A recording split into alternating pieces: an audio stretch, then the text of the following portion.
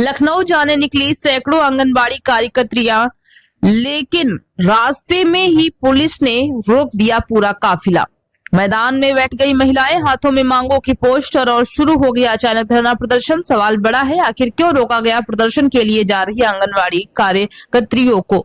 सिद्धार्थनगर जिले में उस समय हलचल मच गई जब अपनी मांगों को लेकर लखनऊ धरना प्रदर्शन में शामिल होने जा रही आंगनबाड़ी कार्यकर्त्रियों को, सहायिकाओं को पुलिस ने रास्ते में ही रोक दिया। बताया जा रहा है कि संयुक्त मोर्चा के बैनर तले जिले की बड़ी संख्या में आंगनबाड़ी कार्यकर्त्रियां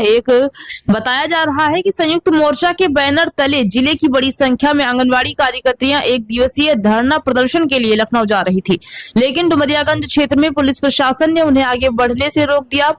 पुलिस द्वारा रोके जाने के बाद नाराज आंगनबाड़ी कार्यकर्त्रियां डुमरियागंज के कन्या इंटर कॉलेज मैदान में ही बैठ गई और वहीं धरना प्रदर्शन शुरू कर दिया। मैदान में बैठी महिलाओं ने अपनी मांगों को लेकर जोरदार विरोध जताया। धरने पर बैठी आंगनबाड़ी कार्यकर्त्रियों का कहना है कि वे अपनी विभिन्न मांगों को लेकर लखनऊ में शांतिपूर्ण तरीके से प्रदर्शन करने जा रही थी, लेकिन उन्हें बीच रास्ते में ही रोक दिया गया। महिला कार्यकर्त्रियों ने साफ कहा है कि जब तक उनका निर्धारित धरना प्रदर्शन समाप्त नहीं होगा, तब तक वे कन्या इंटर कॉलेज मैदान में ही डटी रहेंगी। मौके पर पुलिस बल भी तैनात कर दिया गया है और पूरे हालात पर नजर रखी जा रही है ताकि स्थिति नियंत्रण में बनी रहे। अब देखना होगा कि प्रशासन और आंगनबाड़ी कार्यकर्त्रियों के बीच ये गतिरोध कब तक खत्म होता है और उनकी मांगों पर क्या फैसला निकलता है। क्या वजह है आप लोग को धरने में बैठना पड़ा? ये हम अपनी विभिन्न मांगों को लेकर के एक दिवसीय धरना प्रदर्शन में संयुक्त मोर्चा के बैनर तले में जा रहे थे। अचानक मतलब प्रशासन के द्वारा ये हमारी बसें रोक दी गई। ये हमारी आंगनबाड़ी बहनें यहाँ मैदान में धूल मिट्टी में बैठी हुई हैं और मुझे जाने के लिए सरकार के द्वारा, प्रशासन के द्वारा रोका जा रहा है।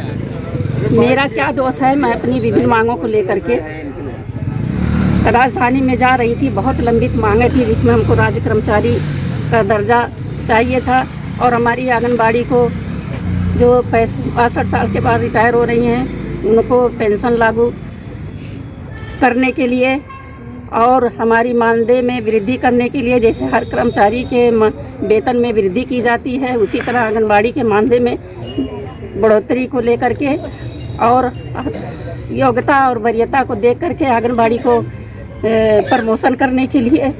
और जो हमारी तमाम बिंदु ऐसे हैं, इस समय तो इतनी समस्याएं हमारी बहनों के सामने हैं कि जो कि फेस कैप्चर को लेकर के, तो फेस कैप्चर को लेकर के इतनी सारी आंगनबाड़ी पीड़ित हो गई हैं, मानसिक रूप से रोगी हो गई हैं, जबकि सरकार के द्वारा ना तो हमको वो सुविधा उपलब्ध कराई गई जिसके लिए मुझे इतना दबाव काम के लिए बनाया जा रहा है। जबकि 25-25 हज़ार की मोबाइल हमारी बहनें अपने गार्जियन से, अपने बच्चों से किसके माध्यम से कर्जा लेकर के मोबाइल खरीदी, डाटा रिचार्ज करवा रही हैं और क्षेत्रों में जाकर के दूर दराज तक क्षेत्र में नेटवर्क नहीं होता है। ऐसे स्थिति में हम इन्हीं सब मांगों को लेकर के सरकार के सामने अंतर्राष्ट्रीय महिला दिवस के अवसर पे हम जा रहे थे कि जहां सरकार तमाम वादे करती है कि हम महिलाओं का सम्मान करते हैं, तो इसीलिए हमने अंतर्राष्ट्रीय महिला दिवस के अवसर पे जहां वादे करती हैं तो हम ये जा रहे थे कि ये आधी आबादी में हमारी आंगनबाड़ी काम करती है तो इनका सम्मान कहाँ है। इनको तो कटोरी हाथ में दे दिया गया।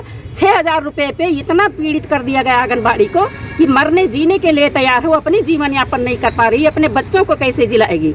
इसी को लेकर के हम अपनी लंबित मांगों को लेकर के हम लखनऊ की राजधानी में जा रहे थे, लेकिन अब सरकार की तानाशाही रवैये से हमको यहाँ रोक दिया गया। हमारी बहनें यहाँ बैठी हैं तो हमारा धरना यही होगा। अगर शासन प्रशासन मुझे नहीं जाने देगी तो हम पूरी रात यहीं बैठेंगे जब तक हमारा धरना राजधानी में नहीं खत्म नहीं होगा, तब तक नहीं बैठेंगे। किसने रोक दिया है? यहाँ के प्रशासन ने रोक दिया है। देखिए तमाम फोर्स की गाड़ी खड़ी है, तमाम पुलिस वाले खड़े हैं, उनके द्वारा रोक दिया गया। उद्देश्य था कि जो धरना प्रदर्शन पर यहाँ पर देना पड़ा, हम अपना विभिन्न मांगों को लेकर के लखनऊ के राजधानी में हम जाने की तैयारी कर रहे थे, क्योंकि 29 जनवरी को हम जो अपनी मांगों को लेकर के हर जनपद में माननीय मुख्यमंत्री जिलाधिकारी महोदय के माध्यम से माननीय मुख्यमंत्री को हम लोग ज्ञापन सौंपे थे और उसमें ये तिथि निश्चित की गई थी कि 7 मार्च तक अगर हमारी मांगों पे विचार नहीं किया गया तो अंतर्राष्ट्रीय महिला दिवस के अवसर पे हम अपनी लंबित मांगों को लेकर के राजधानी लखनऊ में कूच करेंगे। लेकिन 7 तारीख बीत गया, कोई सरकार के तरफ से कोई हम लोगों के आंगनबाड़ी बहनों के मानदेय में ना तो वृद्धि हुई, ना इनके लिए कुछ बोला गया।